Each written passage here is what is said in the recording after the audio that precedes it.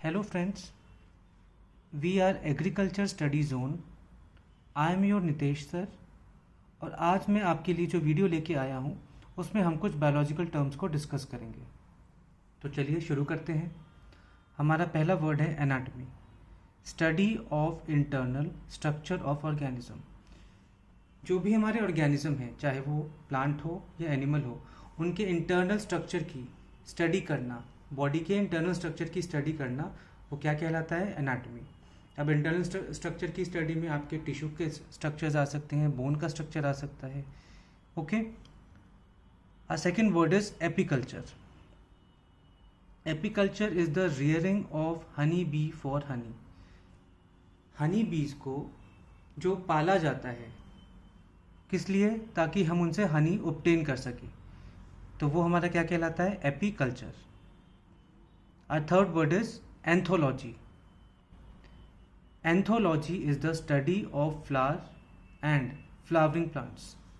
Flower की study करना, flower के पार्ट्स की स्टडी करना। हम जानते हैं कि फ्लावर के जो पार्ट्स हैं वो हैं सेपल्स, पेटल्स, स्टेमन और कार्पल। स्टेमन जो है वो मेल रिप्रोडक्टिव पार्ट है और कार्पल जो है आपका फीमेल रिप्रोडक्टिव पार्ट है। तो इनकी स्टडी करना। और फ्लावरिंग प्लांट्स में आ जाते हैं आपके एंजियोस्पर्म्स। तो study of flower and flowering plant is known as anthology.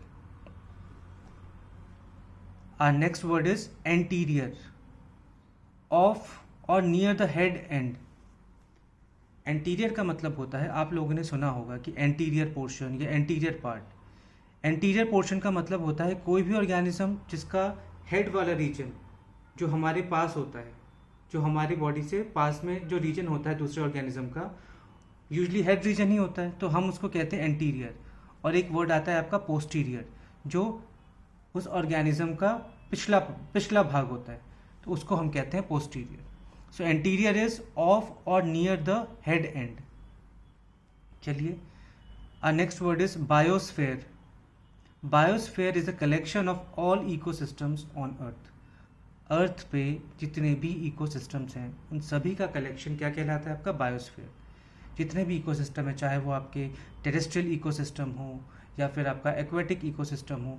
आप जानते हैं कि लैंड के ऊपर भी आपके बहुत सारे इकोसिस्टम्स हैं। For example grassland ecosystem, pond ecosystem, mountain ecosystem, desert ecosystem, और एक्वेटिक में तो आप जानते ही हैं। ठीक है, तो ये सारे के सारे, इन सभी का कॉम्बिनेशन, सभी का collection is known as biosphere. Now our sixth word is biomass. Biomass is the biological material derived from living और रिसेंटली लिविंग ऑर्गेनिजम्स। बायोमास होता है जो हम लिविंग या जो अभी अभी डेड हुए हैं ऑर्गेनिज्म, चाहे वो आपके प्लांट्स हों या एनिमल्स हो, उनसे जो हम ऑर्गेनिक मटेरियल ऑब्टेन करते हैं, that is called your biomass. तो उसी को हम क्या कहते हैं? Biomass. Now our seventh word is catalyst. Any substance that increases the rate of a reaction without itself being consumed. ऐसा कोई सब्सटेंस जो किसी रिएक्शन के रेट को बढ़ा दे, और वो भी कैसे बढ़ाएगा? उसमें without being consumed in that chemical reaction. उस रिएक्शन में कंज्यूम हुए बिना, मतलब कि कोई रिएक्शन हो रहा है, कैटलिस्ट आएगा, उस रिएक्शन का रेट बहुत फास्ट कर देगा। वो रिएक्शन अगर 1 घंटे में होता है तो कैटलिस्ट की हेल्प से वही reaction seconds, fraction of seconds में हो जाएगा, सेकेंड से भी बहुत कम टाइम में हो जाएगा। और वो कैटलिस्ट जब उस रिएक्शन को ख़त्म करवा देगा तो वो कैटलिस्ट उस रिएक्शन से बाहर निकल जाएगा और वो दूसरे रिएक्शन के लिए रेडी हो जाएगा। Next word is chemosynthesis. Chemosynthesis, आप लोगों ने फोटोसिंथेसिस सुना होगा। फोटोसिंथेसिस में क्या होता है? जो बेसिकली प्लांट्स के द्वारा किया जाता है, जो ग्रीन प्लांट्स हैं, ऑटोट्रॉफ्स हैं, वो लोग बेसिकली सनलाइट यूज़ करते हैं as a source of energy. But chemosynthesis वो ऑर्गेनिजम्स करते हैं जो सनलाइट नहीं बल्कि कुछ केमिकल सब्सटेंसेस को यूज़ करते हैं as their source of energy. So chemosynthesis is a process by which some organisms use chemical energy to produce carbohydrates. Carbohydrates यहाँ पे मतलब हमारा क्या है? फूड। कीमोसिंथेसिस एक वो प्रोसेस है जिसमें कि कुछ ऑर्गेनिजम्स केमिकल एनर्जी को यूज़ करते हैं अपना भोजन बनाने के लिए। बेसिकली हम जो भी ये प्रोसेस होता है, चाहे वो फोटोसिंथेसिस हो, चाहे आपका कीमोसिंथेसिस हो, उसका मेन मोटिव होता है food production.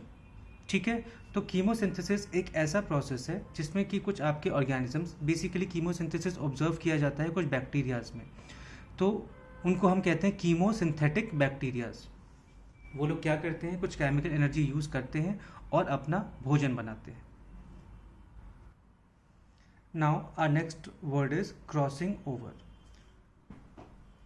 N exchange of genetic material between homologous chromosomes during anaphase 1 of meiosis. It contributes to the genetic variability in gametes and ultimately in offsprings. Crossing over जो है basically it's a feature of sexual reproduction. क्या होता है आपका crossing over में, जो आपका homologous chromosome होता है, तो होमोलोगस क्रोमोसोम्स पहले हम समझ लेते हैं क्या होता है। होमोलोगस क्रोमोसोम्स, अगर हम ह्यूमन बींग्स की बात करें तो ह्यूमन बींग्स में टोटल जो है क्रोमोसोम 46 होते हैं, जो कि पेयर्स में है, 23 पेयर्स हैं, तो एक पेयर में 2 क्रोमोसोम्स होते हैं। तो जो एक पेयर में 2 क्रोमोसोम्स हैं उनको हम कहते हैं होमोलोगस क्रोमोसोम्स।